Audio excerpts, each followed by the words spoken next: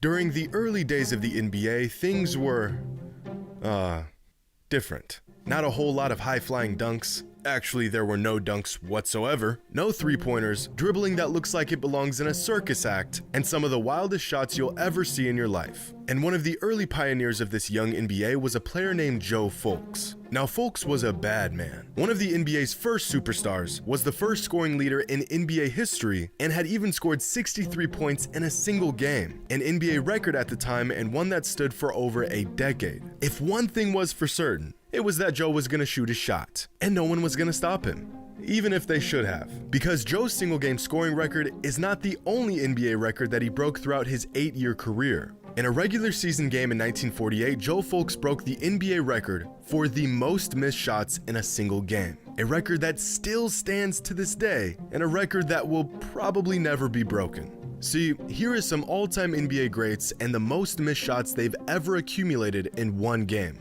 Only a few greats have missed less than 20 shots in a single game. Steph had a game where he missed 21 shots, LeBron has missed 23 shots in a game, Michael Jordan has missed 27 shots in a single game, Kobe crossed the 30 threshold once in his entire career, and Wilt Chamberlain tops every all-time great with a whopping 37 missed shots in one game.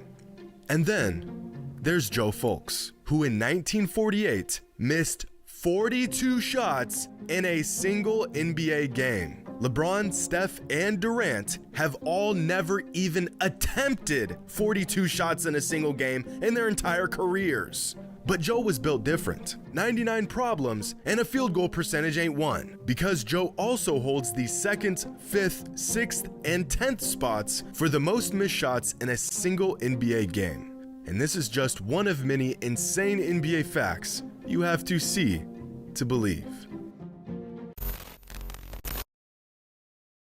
Really excited to announce the sponsor of today's video, BetterHelp. No matter your age, your spot in life, or the experiences you've been through, we can all use a helping hand, someone to talk to. Therapy can be an intimidating thing. Opening up and sharing your thoughts and feelings can be a tough thing to do. But BetterHelp is here to help. BetterHelp provides individuals with professional, affordable, and convenient therapy on their terms. Maybe you're an athlete who's struggling with the pressure of performance. Maybe you're entering a new phase in your life and feel a bit overwhelmed. We've all experienced times of anxiety, fear, depression, and it can be hard, but you don't have to go through it alone. BetterHelp provides therapy in a private online environment at your convenience. And with a broad range of expertise in BetterHelp's 20,000 plus therapist network, you will have access to help that may not be available in your area. Getting signed up is super easy. You just fill out a questionnaire to help assess your specific needs, and then you get matched up with a therapist in as little as 48 hours. And right now, you can join 3 million plus people who have taken charge of their mental health with an experienced BetterHelp therapist. Get 10% off your first month at BetterHelp.com/JxmyHighroller.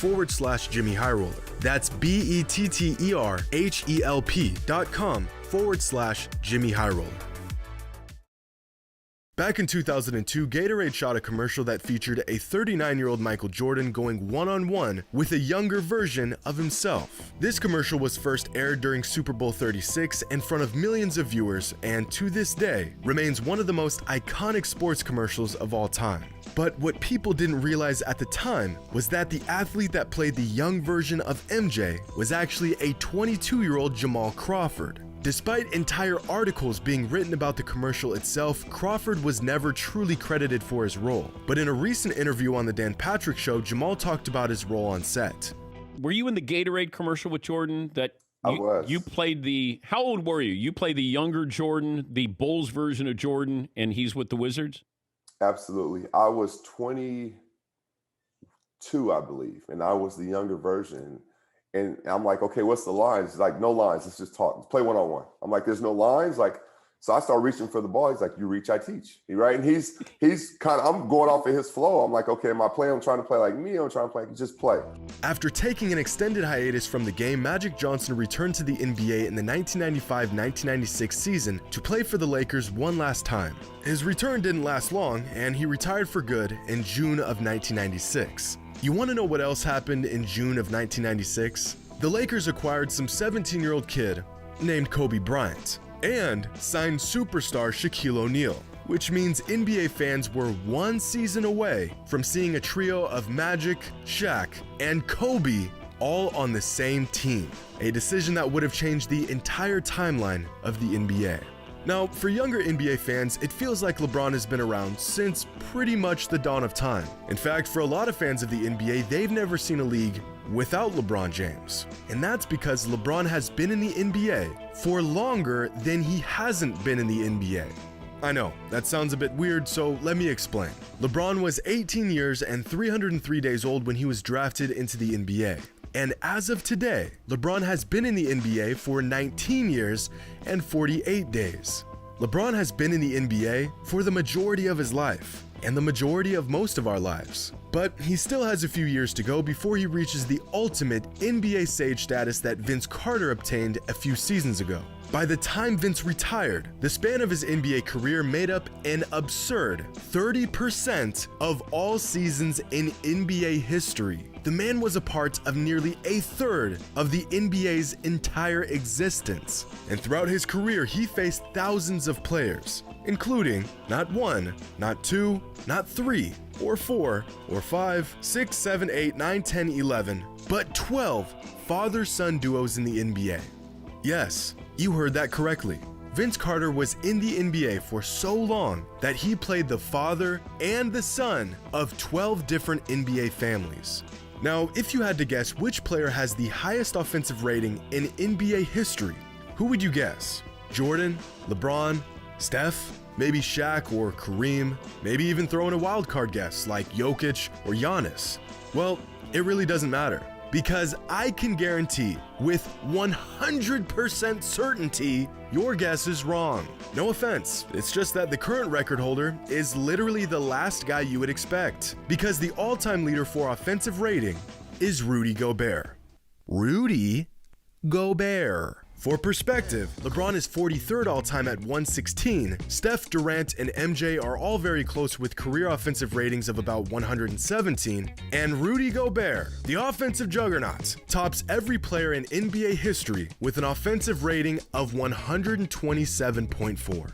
Some advanced stats are really good. Not quite sure if this is one of them. Now, a better advanced stat is game score. It's by no means some perfect stat that'll tell you everything you need to know, but it does do a solid job at summarizing the efficiency and production of a single player on a game-to-game basis. From this stat, we can find out what is generally considered a good game and what is considered a bad game from a statistical standpoint. And according to this stat, anything less than a game score of 10 is a relatively bad game for a good player. And if we use this information as the standard metric, then the NBA record for the longest streak of games without a single bad game was set by Michael Jordan from December of 1987 to February of 1990. That's a streak of 183 games in a row without a single bad game. That's nearly 2.5 seasons straight of good basketball without a single bad game along the way. The next closest good game streak was set by Shaq from November of 1996 to April of 1999, a span of 152 games. LeBron had a streak of 132 games. Karl Malone had 2 streaks that lasted over 100 games. And to be honest, I don't see this record getting broken anytime soon, since the longest active streaks of good games in the NBA come from Nikola Jokic with 98 games, Joel Embiid with 68 games, and Giannis Antetokounmpo with 44 games. But there's a current streak of games by an active NBA player that has set an NBA record that will never, ever be broken. More unattainable than Wilt's 100-point single-game record or Stockton's career assist record is LeBron's streak of regular season games with double-digit scoring. Now, some of you are probably familiar with the streak, but to understand the sheer insanity of this record, we need to take a deeper look into the numbers. Right now, LeBron's active streak of games scoring at least double-digit points is 1,096 games. The last time LeBron failed to score at least 10 points in a regular season game was all the way back on January 6th, 2007. That's 15 years ago. To put this absurd streak into perspective, there are only six active NBA players who have played at least 1,096 games in their entire NBA career. But to really grasp the magnitude of this streak, here's a chart of the longest double-digit scoring streaks in NBA history. Just making it into the triple digits is an accomplishment reserved for only the best players of all time. Stephen Curry's longest streak of 97 games doesn't even make it on this list. Giannis had a streak of 116 games, Dirk had a streak of 190, Shaq had a streak of 245 games, Wilt Chamberlain and Kobe Bryant, two of the most gifted scorers of all time, had streaks of 220 and 211 games. But to crack the top 10, we have to go all the way past 400 games. James Harden had a streak of 450 games, Kevin Durant had a streak of 562, Karl Malone had a streak of 575 games, and with the top 3 streaks of all time are Kareem with 787, Michael Jordan with 866, and LeBron James with 1,096. The gap between LeBron and everyone else, a massive void.